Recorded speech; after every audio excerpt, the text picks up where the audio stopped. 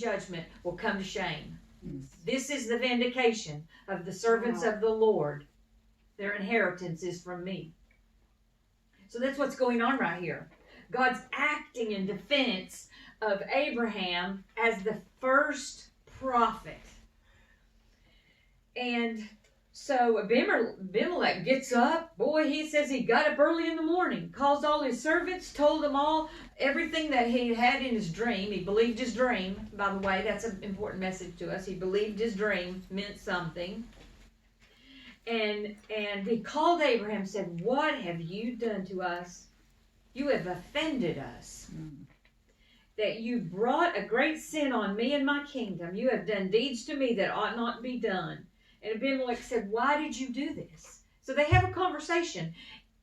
It's interesting that we think a prophet is a person who brings a verbal message, right? But if you read these 13 chapters about Abraham, you hardly ever see him speaking. Come on. He's just being obedient to walk the land. But right here, he talks. They record his conversation. He said, "Because I thought, surely reverence for God is not in this place." So Abraham judged them that they did not revere God. And so he acted in fear, and he came up with this plan, which he had done to Pharaoh too. And if you don't know this, Isaac did it too. Yeah. Yes. Yeah. Generational sin. Jacob. When you said Isaac did it. Isaac did it. He lied to someone about his wife. Oh, about his wife. That's right. I just wanted to say that it's very coincidental. See, here God is working first with Pharaoh, and Pharaoh gives him all kinds of material things. Now he's going to Abimelech, and now Abimelech's giving him all the material things. And then with Abimelech, he shuts the womb of all reproduction. And it's like Sarah, her womb is also at this time, she's a barren one at that time also. Oh, So there's a correlation here that God is able to open the womb up of the barren. Thank you, Jeffrey. That's good. Thank you, Lord. That's really good. Although it took a while for her. Well, this was a test. It had to go that distance in order to Abraham to walk to circumference to see all the land that his seed was going to receive. Yeah. See, he had to play. See, what happened was God says, "Wherever we walk, it's ours." He gave this promise to Abraham. So he had to walk all this thing that God was going to give him. So at the time, God knew at the exact time he's going to, he sent the messengers to tell Abraham, and Sarah laughed at that point. She was 90 years old. And of course, laughter, that's Isaac, which also Isaac means laughter. or in the Celtic tongue, it's Saxon. Saxon is sons of Isaac. Okay, maybe not. Okay, but still, the situation it had to transpire through all these events. Like he said, he's been digging wells. He's leaving his mark. He's doing all these things on the land to show this is the land God has given him. Acts of faith. And then all the kings know who he is. All the big wigs in the land know who Abraham is. They're not going to fool with him because they know word of mouth gets out. Yes, When it goes from the king's mouth, word of mouth gets out. Don't mess with this guy. He's a prophet. Yes, that's so good. Word gets out. God announced his calling as a prophet to an unsaved person, an unbeliever, and word got out. What about that? Maybe God has to do that with some of us. Because if the Christians won't back you, then maybe the world will. You gotta get to the king now. You gotta get to the guy upstairs. That's true. You got to get to the guy. That's so good. Okay, thank you, Jeffrey, for offering that. So then I might get back to that in a minute here. Let me try to keep up with my notes. Something I learned lately when I was reading this through the first time a few weeks ago. I'm reading the Torah readings, and each week it tells you what chapters in the Bible to read, which chapters in the first 5 books of the Bible.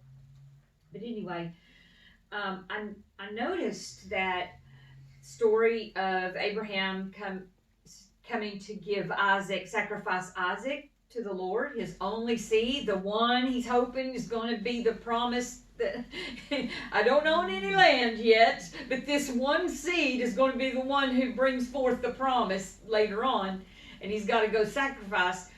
I saw a post on a Christian women's ministry website, and it was talking about Isaac, that it must have been a trauma to him for him to be his dad to take him and lay him up like that. And I'm sure when you read, I don't know if you see anything different than I did, but as I was reading these 13 chapters, I saw a really laid back man in Abraham.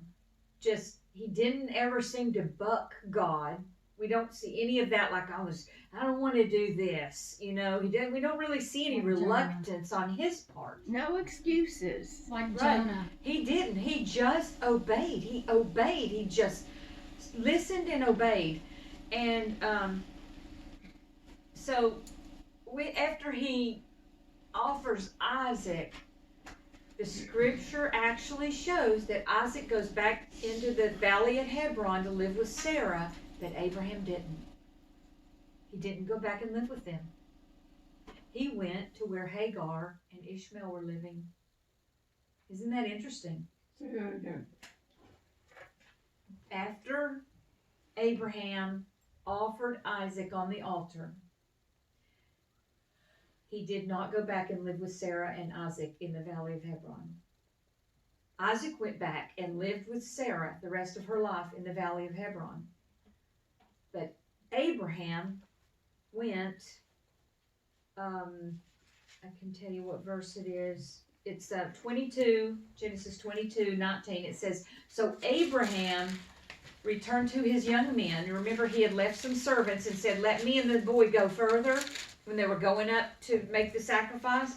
And so after the Lord provided the ram, it says Abraham returned to his young men who were waiting as servants, and they rose up and went together to Beersheba. And Abraham stayed at Beersheba. Beersheba is where Hagar and Ishmael were living. And so, How did he do that? well, I when I saw this thing on Facebook about trauma, I thought, yeah, really, if you weren't the one that God spoke to and said, do this, Yeah. you were the one that was being treated that way, you might have trauma. You might not have the faith to rise to the level of, my daddy just tried to burn me on the altar. Stake. You might not have that level of faith. Yeah.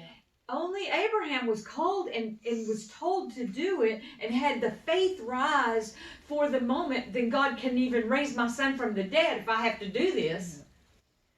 Sarah didn't have the faith for it. Isaac didn't have the faith for it.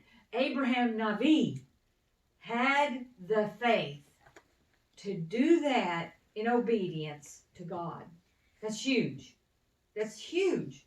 So where were Sarah? So Where was Sarah living? in Hebron. By this point, I told you they had moved around, walked north, south, east, west, even into Egypt. By this point, they had moved down into the valley of Hebron, which is near Jerusalem. And they had set up their tents, and they had kind of settled there. They had walked north, south, east, and west, but they had settled in a way there. But Abraham, but then the story of, I can't tell you all of this. It's too long. It could have broke this up in 2 or 3 weeks if we were going to go through all of the story. But Hagar, Sarah enticed Abraham to have a baby by Hagar, her maid, who had Ishmael. And then Sarah became jealous later on when Ishmael was about 12 and Isaac was, probably he was about 15 and Isaac was about 3. She became jealous and she told Abraham, make them leave. I don't want them here anymore. So Hagar and Ishmael moved to Beersheba. That's what is in these chapters. That they moved to Beersheba. That's how I made this connection, because they lived in Beersheba. And now after his sacrificing Isaac, it says that Abraham went to Beersheba. So I thought, he's going down there and stay with Hagar. That nobody's ever pointed that out to me before. And so, but by that point, Isaac was I don't know what age, I didn't look at that, but Isaac would have been old enough to be with his mom and for them to survive and him be the man of the house, so to speak. So that's basically what happened, is Isaac became the man of the house. Was he like a teenager? He had been, Yeah. probably a teenager by this point. Matter of fact, I think I looked at that once before and he was a teenager. So do you think Sarah and Isaac, just resented him for that, and that's why he stayed in another place? I think it's possible. Can you imagine I think that dealing yeah, with you that? you would kind of feel like you were living with somebody who's unpredictable and that they could potentially do something to harm you. This is dysfunctional or what? Yeah, this is dysfunctional. Look, let's get real. Get real here. Very But I think it's interesting that whenever, Hagar ran away once when she first got pregnant and God told her to go back. The second time when Sarah said, make her leave, God told Abraham, do what Sarah says. And I think it's almost like they were going down to prepare this place for Abraham. I mean, That's possible. in a way, it looks like God was using Hagar to go prepare another place that Abraham would come to later. So are they separated from now on? Then don't they They get are. back together? It appears, it doesn't seem like he never goes back, but he never goes back to live, I don't think. Because in chapter 23, Sarah dies. She's 127 years old. Dear God. And and that makes Isaac about 37, and he's still unmarried. And it says Sarah died in Kiryat Arba, the same is Hebron in the land of Canaan, and Abraham came to mourn her. He came. So he was not there. He came from somewhere else to mourn her. But he had not remarried or anything. It doesn't look like. He just went and seen the other woman. I think he just probably went and he was a prophet, so Yeah. Okay. he just was existing. Yeah. Okay. Wow. And so then is very interesting now. You've got to remember all that they've been through, and now she dies, and there's a couple of things left undone. One of which is he still does not own any land. So he goes to the Canaanites and he says, I need a place to bury my dead. And so he makes a deal with them. And it's interesting, one of you said something about, I think you said that, how they honored him. Right in this area, it says in 23 verse 6, it says, they said, when he said, I need a place to bury my dead, they said, Lord, they called him, hear us, my Lord, you are a mighty prince. Some translations say, you are a king among us. So Abraham had prospered so much, it actually says in here at one place he had 318 servants. Whoa. That's huge. 318 servants. Cattle, wealth, gold, silver, tents. All these people had to live in tents. Yes. 318 people. He had a small army. Yes, he did. There was Actually, a war. There was a war, and he with God, and then met Melchizedek on the way. That's right. And they That's could exactly have, true. It was an army. couldn't they have had children too? Yeah, they would have. Yes, they all had children. Yes. It was major. It was like Massive. they said, you are a prince among us or a king among Wow, us. Because they recognized, look at the mass of your wealth and people. You by yourself are a beginning of a nation. That's what he was. He was a beginning of a nation by this point. But he owned no land in his promised land, not even to bury his dead. So he makes a deal with them, and they sell him. He said, "This is what they said, what do you want? Tell us. You can have anything you want. What do you want?" And he says, I want the land of Heth, I think it is. The children of, Ephron lived among the children of Heth, and Ephron the Hittite answered Abraham and said, I will give the field to you and the cave that's in it.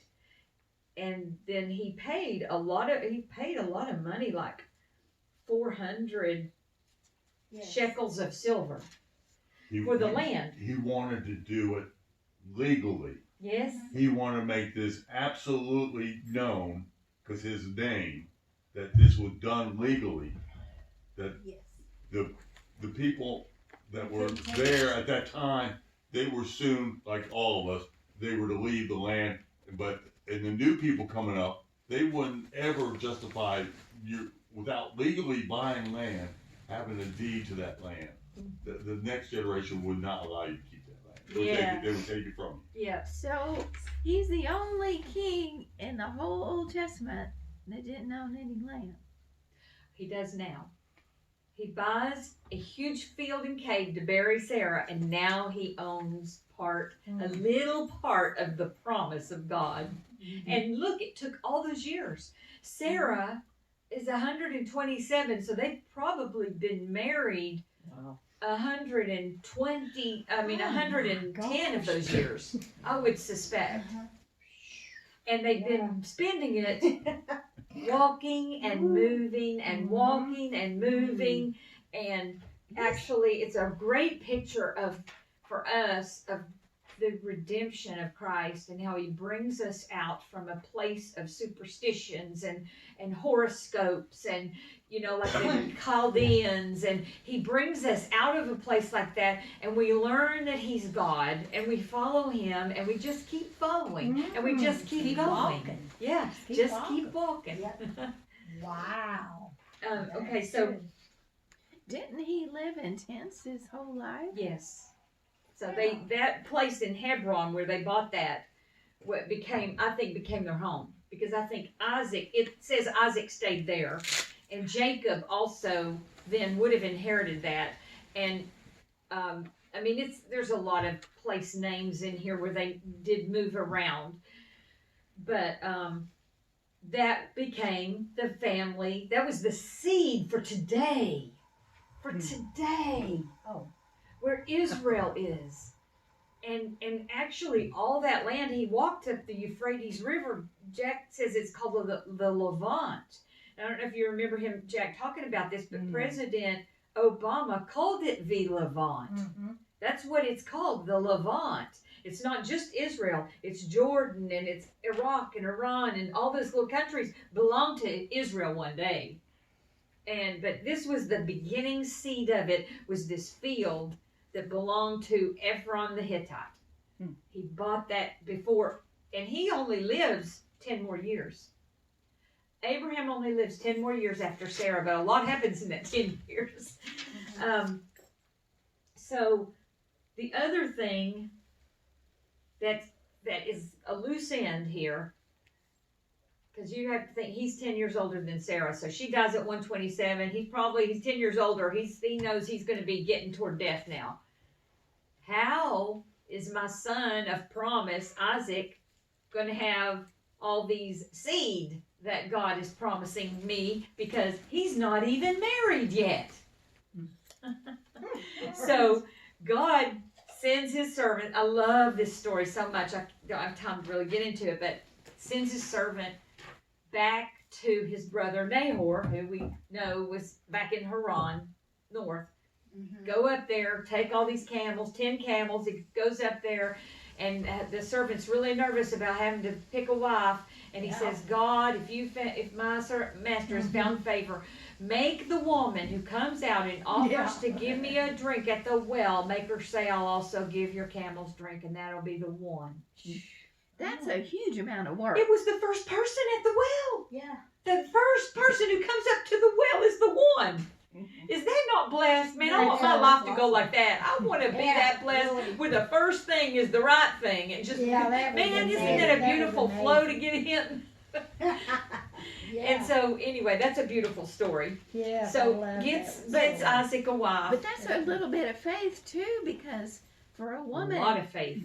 For a woman to carry all that water to the camels was extensive work. Yeah. Oh yeah. Yeah, it was. And you needed to be a servant like Because that they to had be able come- to come back and be the mother of many nations or Because whatever they you call had it. come from afar. Yeah, yeah. That was So- gonna be hard. So it's kind of like, I think it's kind of like a Boaz Oh, story. Yes, that's what I was getting ready It's to kind say. of Same like thing. another Boaz story. Can People you don't tell me the highlight that scripture enough. that is? If you don't can't find it right away, go ahead and keep What, going. of her, Yeah, just what you, because I can't it remember. is I can't chapter remember. 24. There you go. Okay. I'll break it down. Yeah. Okay, so Mhm. Wow. So I wanted to say, just kind of throw this in there. So prophets, pretty much all the prophets really, maybe John the Baptist might not as much, but all the prophets pretty much moved around. You look at the stories of the prophets and some of the minor prophets had one message for Jerusalem or something like that, but for the most part, the prophets moved around. So you see that in Abraham, moving. That doesn't mean they didn't have a home base. We know they had a home base because of Ezekiel and Isaiah and different ones. They had a home, but they would go out to share their messages, you see, from that place. Our church has been like that. From the beginning of it, we started out and we went to the double tree. Where in the Bible are there two trees? Garden of Eden. We went, our first place that we went out of our basement to was the Double Tree Hotel conference room. And so that was our beginning. And Jeffrey started coming at that time. And then we moved to the Pollard Center, which was Dr. Pollard was a man of faith. It's right up here behind the Civic Center, but he was a man of faith. But people remember him as a man of science. But he was a man of faith also. He was actually ordained as a priest in the Episcopal Church or something like that. And he was a scientist. And so he brought faith and science together. And during the time we were at that location, we just had some really cool things happen. And Linda and David started coming here. And David, he's from the Episcopal Church. David is. So it was like the Lord was linking some things together for us. And then the church moved to the Civic Center Park. God sent us outside. We had church service every Sunday morning, went and set up equipment and everything to have church outside all summer long. And the Lord had us right next door to the city government. And I mean, very often our service would start out in worship and then we'd be decreeing over the city government, decreeing and praying. And we were just praying over the city government. You remember that, Jeffrey? But we were still like a little small band, like a little small band of, prophetic people. And we moved to a building. It was the first time we actually were going to be located somewhere for a short time. Kathy started coming at that time, and that was I don't think you came before that when we were in the park. I think that's the first time you came was when we were over here with the green floor. Yeah. Had the most beautiful green marble floor. But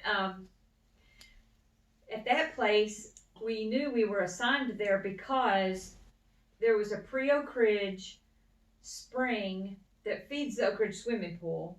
But before the pool was there, it was actually a spring where people came and played in the pool there. It's called the Cross Springs. Wow.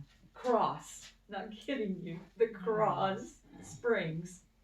And it comes out of it is the Cross Creek, which goes down, and there's a pre-Oak Ridge Bridge still there, and it goes down through the Civic Center.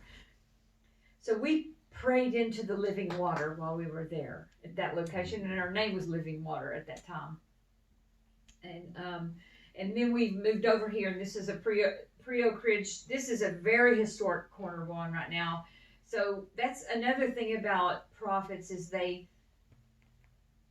history is important.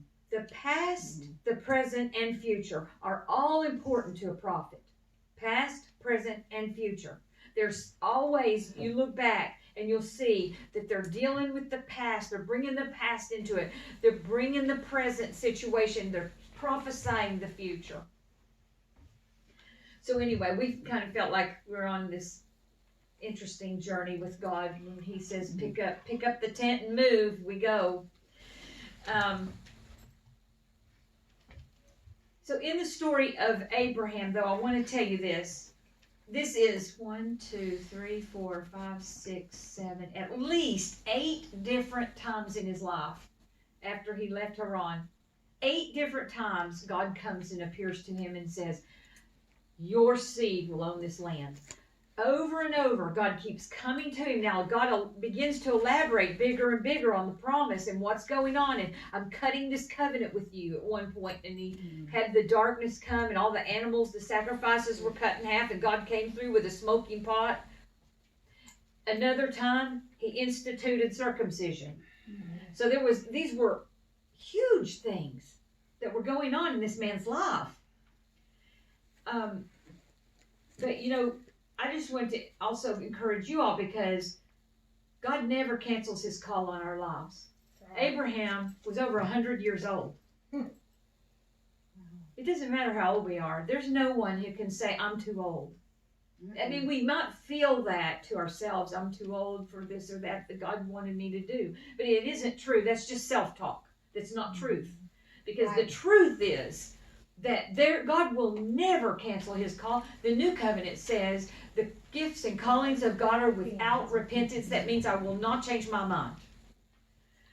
So we all have a calling still today. Abraham's life story is very well documented. We know his birthplace, his calling as a prophet, his family life, births, deaths, his relationships with the people of the land, the destruction of Sodom and Gomorrah, Abraham's lies about Sarah to Pharaoh and Abimelech, his wars with kings, tithing to Melchizedek. We know about Hagar. We know about wells he dug, about marriages of his sons. We know about Abraham's remarriage to Keturah and the sons she gave him. That was after Sarah died, he remarried. In case you didn't know that, she had about 6 or 8 sons. Wow.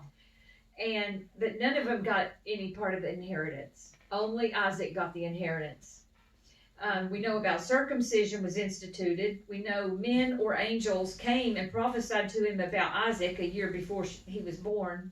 We know about his first purchase of land in the promised land. And we know about his radical supernatural experiences with God. Isn't that really amazing that much is documented in here? Wow. Yeah. Awesome. Yeah. Throughout all of his moves and trials, he was simply faithful to follow the calling. Scripture shows us a man who was laid back, unselfish, and had a simple faith, who just kept believing God no matter what trials he encountered, no matter how long it took God to perform the promises. He heard, obeyed, heard, obeyed, heard, obeyed. He shows us a tough walk of faith. God said, I will give you this land, which he didn't own, for this seed by Sarah, which he didn't have. He received promises about having a son in the present life. He received future prophecies about that his people would go into Egypt for 400 years and would be held captive before they would actually come back and own the land. God told him all that's 400 and some years. I don't know how long it took for Joshua, the book of Joshua, to play out, but that was over 400 years of prophecy God told him. I don't know anybody who's got a prophecy of 400 years from now. Yeah. Of course, maybe we won't be here, but that's a big prophecy for God to say your family's going to go for 400 years. Wow. He had to have felt the glory of God on him to be able to even believe that's a real prophecy. You know, that's the only, I don't know about you, but for me, when I feel God is really speaking to me something substantial, one thing that makes me be able to enter in and believe it is I feel the presence of God in the moment that he's speaking. Yes. Yes. Yeah. Can you read the sentence about where he was laid back again? Okay. That was chock full of stuff. Okay. Scripture seems to show us a man who was laid back, unselfish, had simple faith, and just kept believing God no matter what trials he encountered and no matter how long it took God to perform the promises. You know what? You know how he did that? He took and had his own personal altar, That's good. right. and he He carried did. that wherever he went. Or made a new one. Yeah, Well, then, several well, places he built one there. Yes. however it being, he knew he would have God's complete undivided attention. Wow, that's so awesome. right. That's With beautiful. having his own altar. Oh, go with it's beautiful. Huh. Prophets sometimes speak to large numbers of people, but often to only individuals. In these 13 chapters, we never see Abraham tell anyone what he was doing. Yeah. Except maybe his dad. We never see him telling the people of the land. And that was wise, because they might have said, no, you're not. That's right. So he didn't go around saying, God's going to give me this land. Sometimes we're foolish. I do that. I'm so bad about telling things like God said this about, for me, about me, whatever. And so Chuck Pierce says that if the enemy, sometimes if you do that, the enemy can get hold of the vision prematurely and cause a frustration. Yes, that's true. So it's also significant that he's the first called by the name Navi, because lots of other prophets are called Navi later. He's the first one. And that God told it to a Canaanite king. And then the last point I want to make on this is that prophets are respected. Look how much respect he got. You know what Jesus said, though? The only exception, the In your place own you hometown. can't get it is in your home. Right? And that's why it can be so frustrating to try to minister to your family. They're too familiar with you, and they can't respect you. They can't have the kind of respect for what you're saying. But we can have an impact outside of that. That's right. Jesus, look at him. He went all over Israel, having a major impact and then a world impact for eternity. Right.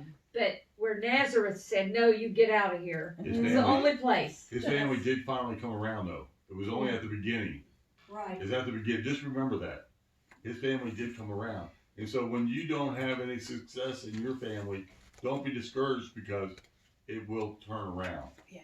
It will turn Oh, around. I'm telling you, I got the testimony of my dad who just passed away in November, and all the years of his life, I could not talk about faith around him, but they got him in that hospital last couple weeks of his life. They got the alcohol withdrawal off of him, and he was so open to God, and he got saved. He was having some kind of encounter that he didn't actually get to verbalize, but he did ask such profound questions. Yes. We knew that he was having an encounter with God and that he's in heaven. Right. So, That was so awesome. okay, so Jack has some discussion questions just to kind of give you all a chance to feedback on it. Yeah, I never